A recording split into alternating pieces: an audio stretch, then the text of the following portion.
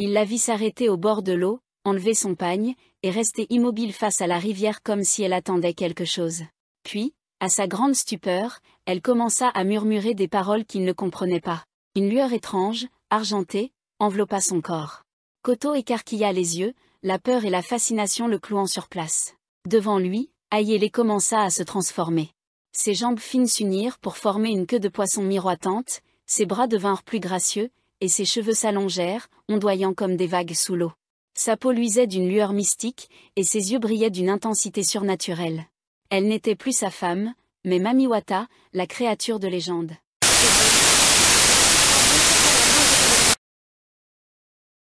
Le soleil se couchait lentement sur le petit village niché près de la grande rivière Ndiba.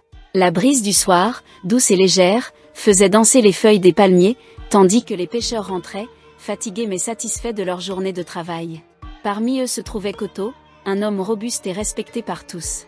Ses filets débordaient de poissons, et ses camarades de pêche l'accueillaient toujours avec des sourires et des paroles admiratives. Pourtant, c'était sa femme, Ayele, qui suscitait le plus de commentaires dans le village. Ayele était une femme d'une beauté remarquable. Sa peau d'ébène, lisse comme de l'onyx, et ses grands yeux expressifs, qui semblaient renfermer la sagesse des anciens, lui conféraient un charme envoûtant.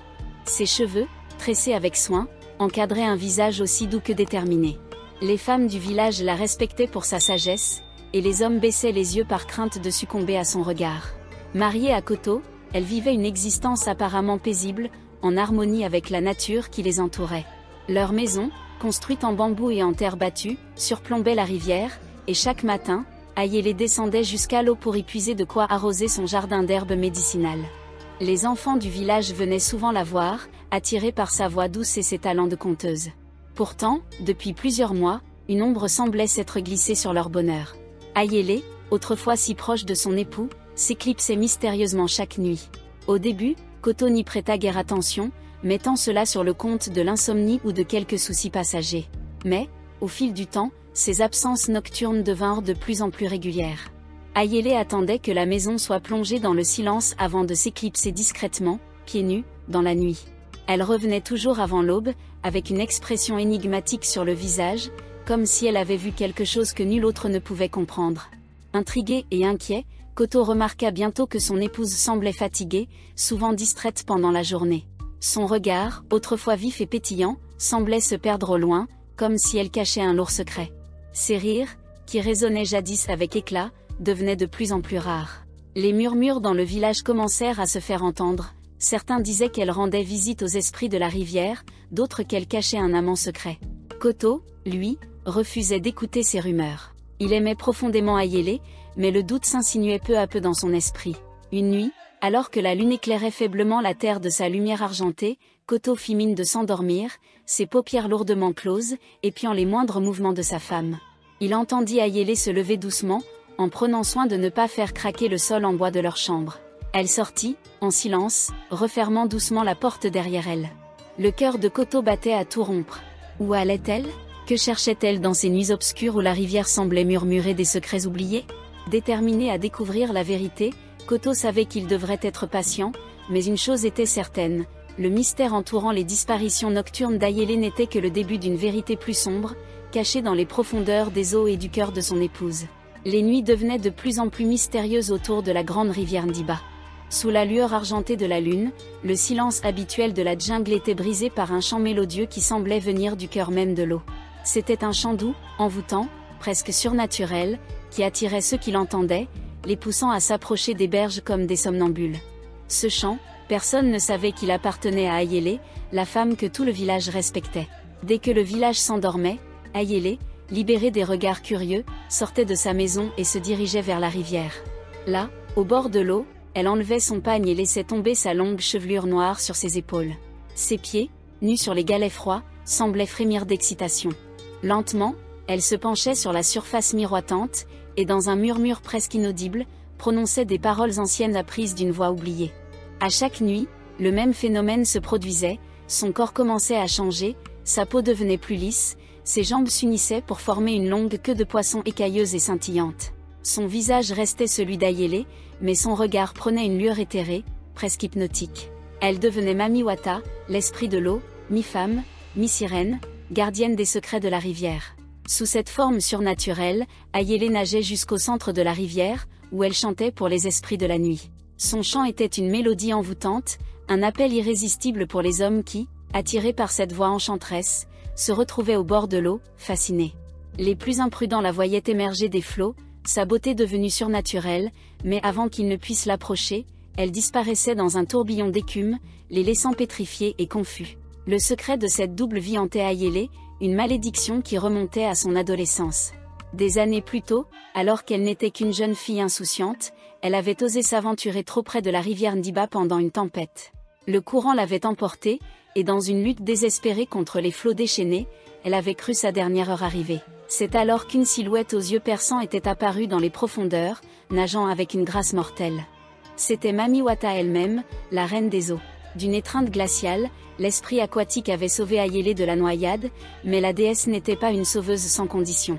Debout sur la rive, face à une Ayélé tremblante, Mami Wata avait formulé son exigence. « Je t'ai sauvée de la mort, jeune fille, mais en échange, tu devras honorer ce don chaque nuit. Tu deviendras comme moi, et sous la lumière de la lune, tu chanteras pour les âmes de la rivière. Ton chant attirera ceux que la nuit réclame. Si tu refuses ou trahis ce pacte, ton sort sera scellé et tu appartiendras aux eaux pour l'éternité. » Ayélé, terrifiée mais reconnaissante, avait accepté, ignorant que ce serment changerait sa vie pour toujours. Depuis ce jour fatidique, Ayélé portait en elle ce secret lourd, une dette envers l'esprit qui l'avait arraché des eaux furieuses. Chaque nuit, elle honorait le pacte, déchirée entre son rôle d'épouse et celui de servante des esprits aquatiques. Elle se voyait contrainte de cacher cette vérité à Koto, sachant que les traditions du village condamnaient sévèrement ceux qui pactisaient avec les esprits. Dans la culture de son peuple, Mami Wata était crainte et respectée, mais aussi redoutée, symbole d'un pouvoir qui défiait les lois de la nature et de l'humanité. Le poids de ce secret devenait de plus en plus lourd à porter. Les nuits d'Ayélé étaient peuplées de visions étranges, des souvenirs de son pacte avec Mami Wata, mais aussi des cauchemars où Koto la découvrait sous sa forme aquatique et la repoussait avec horreur.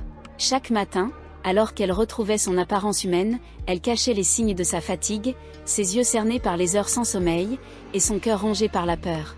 Elle craignait le jour où son mari, qu'elle aimait tant, percerait le mystère de ces disparitions nocturnes. Pourtant, au fond d'elle-même, Ayélé savait que la vérité finirait par éclater. Le chant de Mami Wata était irrésistible, et l'appel de la rivière devenait de plus en plus pressant, comme une marée montante prête à emporter son amour, ses secrets et sa vie entière dans un flot incontrôlable. Les jours passaient, et Koto sentait que quelque chose d'invisible, mais de plus en plus pesant, s'installait dans son foyer. Ayélé, autrefois rayonnante et pleine de vie, semblait avoir changé. Elle était souvent perdue dans ses pensées, son regard devenant flou et lointain. Elle devenait distraite, oubliait des tâches simples et faisait des erreurs qu'elle n'aurait jamais commises auparavant. L'eau du puits débordait parfois quand elle allait la puiser, et les plantes de son jardin, autrefois soignées avec amour, se fanaient sous le soleil. Koto observait ces changements sans rien dire, la perplexité et la tristesse grandissant dans son cœur. Les rumeurs avaient atteint son oreille, des murmures discrets dans les conversations du village. On parlait d'Ayélé qui ne serait plus elle-même, d'une femme qui serait devenue étrangère à son propre foyer. Koto refusait d'y croire, mais les nuits sans fin où il se tournait et se retournait dans un lit vide ne faisaient qu'alimenter ses doutes. Les absences d'Ayélé devenaient plus fréquentes, et elle rentrait souvent à l'aube, son visage marqué par une étrange fatigue qu'elle ne pouvait cacher malgré ses efforts pour sourire. Lentement, la méfiance prit le dessus. Koto savait qu'il devait découvrir la vérité. Son cœur se serrait à l'idée de ce qu'il pourrait trouver, mais son esprit ne supportait plus de vivre dans l'incertitude. Une nuit, décidé à lever le voile sur les mystères d'Ayélé, il se prépara en silence. Il attendit que sa femme, comme à son habitude, se lève et quitte la maison sous la couverture de la nuit. Les ténèbres étaient épaisses, et le seul bruit perceptible était celui des cigales cachées dans les arbres. Koto la laissa prendre de l'avance, puis sortit à son tour, marchant dans l'ombre, aussi silencieux qu'un esprit de la forêt. Les pieds nus d'Ayélé glissaient doucement sur le chemin de terre qui menait à la rivière, et Koto la suivit à distance, retenant son souffle à chaque pas. Sa silhouette se fondait dans l'obscurité, à peine visible sous la lumière vacillante des étoiles. Il la vit s'arrêter au bord de l'eau, enlever son pagne, et rester immobile face à la rivière comme si elle attendait quelque chose. Puis, à sa grande stupeur, elle commença à murmurer des paroles qu'il ne comprenait pas. Une lueur étrange, argentée, enveloppa son corps. Koto écarquilla les yeux, la peur et la fascination le clouant sur place. Devant lui, Ayélé commença à se transformer. Ses jambes fines s'unirent pour former une queue de poisson miroitante, ses bras devinrent plus gracieux, et ses cheveux s'allongèrent, ondoyant comme des vagues sous l'eau. Sa peau luisait d'une lueur mystique, et ses yeux brillaient d'une intensité surnaturelle. Elle n'était plus sa femme, mais Mamiwata, la créature de légende. Koto, caché derrière un arbre, sentit son cœur s'emballer. Il ne voulait pas y croire, mais la vérité éclatante était là, devant lui, inéluctable et cruelle. Alors qu'il l'observait, pétrifié, Ayele se mit à chanter, sa voix douce résonnant dans l'air nocturne. Ce chant, envoûtant et profond, semblait caresser l'âme de ceux qui l'entendaient, l'appel d'une beauté insaisissable. Bientôt, un homme du village, attiré par ce chant, apparut, les yeux vides, comme ensorcelé. Il avançait lentement vers l'eau, hypnotisé par la beauté surnaturelle d'Ayele. Koto, caché, assista à la scène, impuissant, le sang glacé dans ses veines. Sa femme, celle qu'il croyait connaître, se pencha vers l'homme avec un sourire énigmatique, avant de disparaître soudainement dans les profondeurs de la rivière. Le choc de cette vision fut tel que Koto sentit ses jambes fléchir. Il retourna discrètement chez lui, tremblant, son esprit en proie à un tourbillon de pensées contradictoires. Comment Ayele avait-elle pu lui cacher une telle vérité? Comment une femme qu'il aimait de tout son être pouvait-elle être cette créature légendaire, à la fois terrifiante et fascinante? Son amour pour elle n'avait pas disparu, mais il était désormais mêlé à une amertume et à une confusion qu'il ne parvenait pas à dissiper. Dans la solitude de leur maison, Koto passa le reste de la nuit, assis dans l'obscurité, les yeux fixés sur la porte d'entrée, attendant le retour d'Ayele. Lorsqu'elle revint à l'aube, la fatigue marquant ses traits, il la regarda sans un mot, une distance nouvelle s'établissant entre eux. Ayele, elle, baissa les yeux, ignorant que cette nuit-là, son secret n'en était plus un. Koto savait qu'il devrait bientôt affronter cette vérité, mais une peur sourde l'enchaînait, l'empêchant de parler. Pour la première fois, l'homme sûr de lui, le pêcheur intrépide, se retrouvait démuni face à sa propre femme, la femme qu'il aimait plus que tout, et qu'il ne reconnaissait plus. Le jour se levait à peine lorsque Koto se leva, l'esprit agité et le cœur lourd. Le souvenir de la nuit précédente, où il avait vu sa femme se transformer en une créature mythique, ne le quittait pas. Ayele dormait encore, paisiblement, comme si de rien n'était, mais Koto savait que cette tranquillité était trompeuse. Il se leva en silence, préparant son esprit à la confrontation inévitable. Lorsqu'elle ouvrit enfin les yeux, il était assis face à elle, le visage sombre, les mains serrées sur ses genoux. « Ayele, je sais tout », dit-il d'une voix rauque, brisant le silence de la maison. Son regard était dur, mais son cœur battait avec une douleur insupportable. Ayele se figea, le sang quittant son visage. Ses lèvres tremblèrent, et elle comprit qu'il avait découvert son secret. La vérité, qu'elle avait si soigneusement dissimulée pendant des années, venait d'être révélée. Avec un soupir résigné, elle s'assit face à lui, le dos droit, et plongea son regard dans celui de son mari. « Je n'ai jamais voulu te mentir, Koto », commença-t-elle, la voix brisée par l'émotion. Elle lui raconta alors l'histoire de son enfance, le jour où elle avait été emportée par les flots en furie, et comment Mamiwata l'avait sauvée, exigeant en échange un pacte indéfectible. Chaque nuit, elle devait honorer la déesse des eaux en prenant sa forme et en chantant pour attirer les esprits et les âmes perdues. « Si je ne le faisais pas, dit-elle, les larmes coulant sur ses joues, je serais condamnée à devenir Mamiwata pour toujours, prisonnière de la rivière, perdant tout ce que j'aime, y compris toi. » Koto écoutait en silence, les mots d'Ayele pénétrant son esprit comme une lame glaciale. Il voulait la rejeter, hurler contre elle, la maudire pour cette tromperie, mais il voyait la sincérité dans ses yeux. Il voyait aussi la douleur qu'elle avait endurée, piégée entre son amour pour lui et son devoir envers l'esprit des eaux. Il sentait son amour pour elle se battre contre la peur et la colère qui bouillonnaient en lui. « Pourquoi ne m'as-tu jamais rien dit ?» demanda-t-il, le souffle court, incapable de retenir ses émotions. « Parce que je savais que tu ne comprendrais pas, » répondit-elle, la voix étranglée. « J'avais peur de te perdre, peur que tu me considères comme une étrangère, une ennemie de notre village et de nos traditions. » À ce moment-là, un murmure étrange emplit l'air, un souffle froid traversa la maison. La lumière du jour sembla faiblir, et soudain, la silhouette majestueuse de Mamiwata apparut dans l'ombre, émergeant de nulle part, telle une brume surgie des profondeurs de la rivière. Sa beauté était à la fois terrifiante et hypnotique, ses yeux pénétrants fixant Koto sans cligner, comme s'il lisait son âme. Ayele se recroquevilla, baissant les yeux en signe de soumission. « Koto, homme du village, » dit Mamiwata d'une voix douce et pourtant tranchante comme le verre, « tu sais maintenant ce qu'Ayele a dû endurer. C'est moi qui l'ai sauvée, et c'est à moi qu'elle appartient chaque nuit. Mais aujourd'hui, c'est toi qui dois faire un choix. » Koto sentit son corps se raidir sous la pression de ce regard surnaturel. Quel choix, demanda-t-il, la gorge serrée. Mamiwata s'approcha, ses mouvements lents et fluides, comme si elle flottait au-dessus du sol. Tu as deux options, dit-elle en tendant une main délicate mais ferme vers lui. Si tu acceptes la véritable nature d'Ayele, elle pourra continuer à honorer son pacte chaque nuit. Vous pourrez vivre ensemble le jour, et la nuit, elle sera la gardienne de la rivière. Mais si tu refuses, si tu la rejettes à cause de ce qu'elle est, alors notre pacte sera rompu. Ayele deviendra Mamiwata pour l'éternité, perdant son humanité et restant à jamais une créature des eaux. Un silence pesant s'installa, brisé seulement par les sanglots d'Ayele qui, effondrée, implorait Koto du regard. Elle savait que, quel que soit son choix, rien ne serait plus jamais comme avant. Koto la regarda longuement, son cœur se serrant en voyant celle qu'il aimait à genoux, en larmes, devant cette créature imposante. Il se sentit envahi par la confusion, partagé entre sa loyauté envers les traditions du village et l'amour indéfectible qu'il avait toujours eu pour Ayele. Mamiwata attendait, immobile, sa présence semblant peser comme une ombre sur la pièce.